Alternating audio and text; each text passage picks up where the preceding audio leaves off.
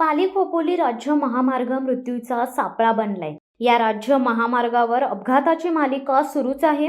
एका पाठोपाठ एक जीवघेणी अपघात घडत आहेत। बुधवार दिनांक 18 सप्टेंबर रोजी दुपारी पाली खोपोली राज्य महामार्गावर कांसळ गावाजवळील नेव्ही कॉलेज समोर बाईकस्वार स्कूल बसला धडकून अपघात झालाय।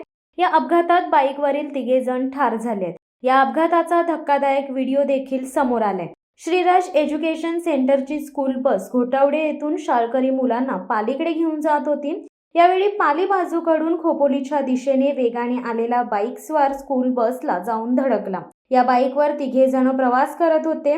यावेळी स्कूलच्या पाठीमागून येणाऱ्या कारच्या कॅमेऱ्यात ही सर्व थरारक घटना कैद झाली आहे। अपघाताची माहिती मिळताच पाली पोलीस निरीक्षक सरिता चव्हाण, पोलीस उपनिरीक्षक सचिन निकम, सहाय्यक पोलीस निरीक्षक युवराज सूर्यवंशी आदींसह पोलीस उपस्थित होते।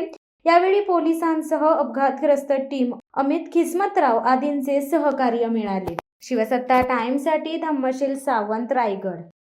दे धडक बेधडक वृत्त देणाऱ्या आपल्या शिवसत्ता टाइम्स न्यूज चॅनलला लाल बटन दाबून सबस्क्राईब करा आणि बेल आयकॉनला क्लिक करायला विसरू नका।